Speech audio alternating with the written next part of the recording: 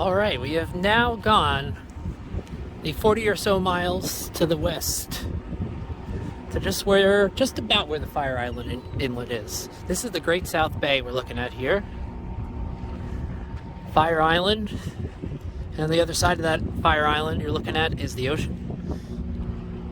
And the other side is the regular part of Long Island, but this is Captree Island in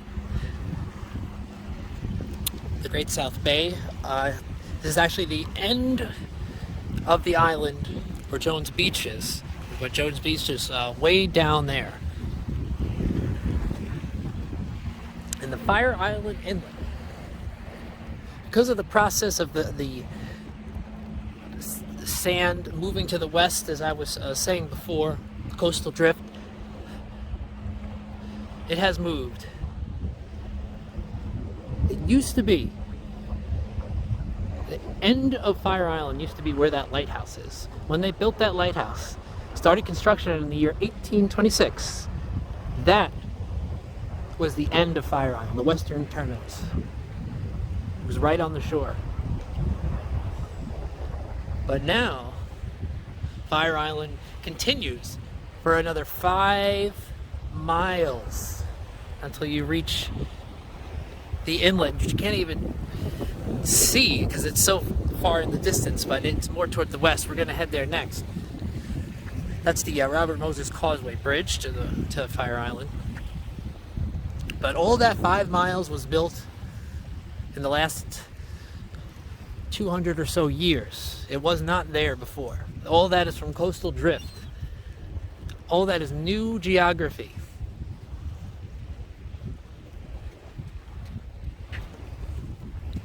But over here, the Great South Bay, before I was talking about strange weather in the 1930s. Well, the winter of 33 to 34 was a very cold winter on Long Island. It was so cold that this bay you're looking at here, all of it, it's a pretty large bay. It froze over completely. And the people that were on Fire Island had to ration their supplies because they could not get supplies over by boat as they usually did, because it was frozen, but not frozen enough where they could drive cars on it. So for I don't know how many weeks they had to be really careful about what they used because they couldn't get their normal shipments by boat. That was way before this bridge was built in the 60s. It wasn't here yet.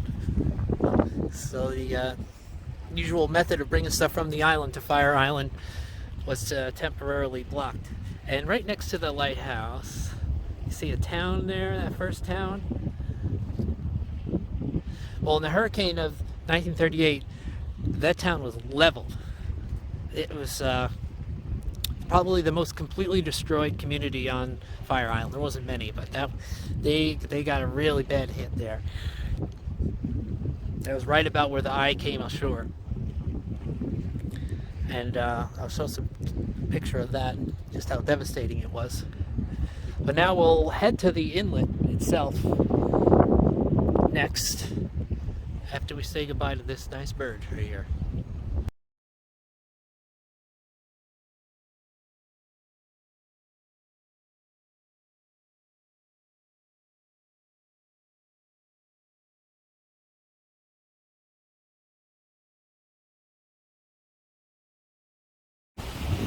Underneath these beautiful cumulonimbus cloud in the distance, looking towards the west, is what's called Point Democrat, the western end of Fire Island today, that keeps getting bigger and bigger and bigger and bigger every year.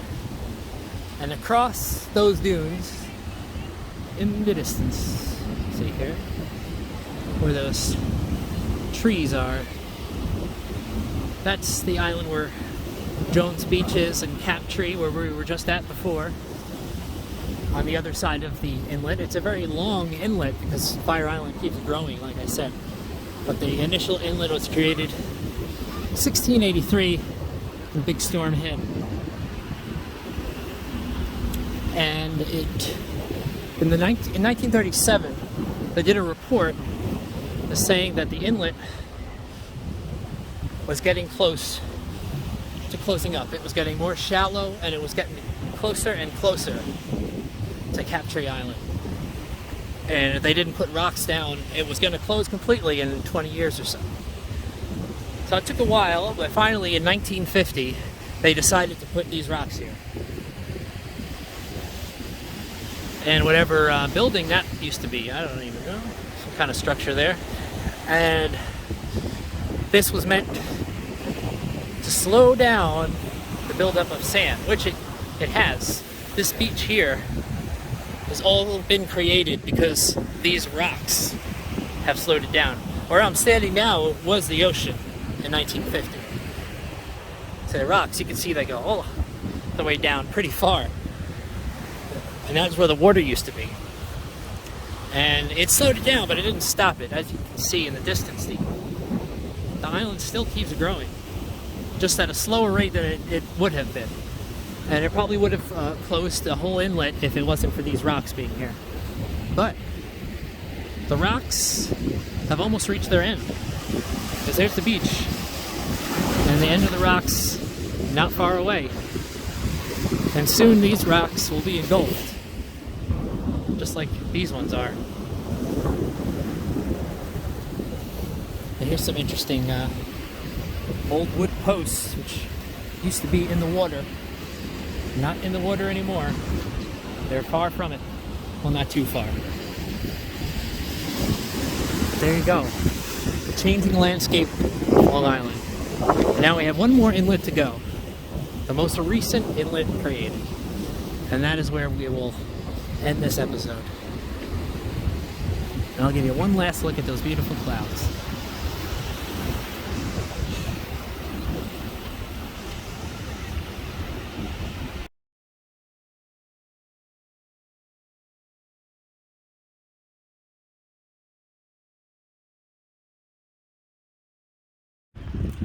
And here we are at our last stop. This is the newest inlet. That's ironically called Old Inlet. So it's the new Old Inlet. It was created when Hurricane Sandy came through October 29th, 2012. It opened this very narrow stretch of Fire Island, overtopped it, met up with the Great South Bay. But it was called Old Inlet. Even when, before this new inlet, the water came through, this old stretch of beach was called Old Inlet because it used to be an inlet here back in the 18th century and early 19th century, but it closed up naturally in 1825. As I said, the sand shifted, closed it up. If there's no gigantic storms for a few years, it can do that.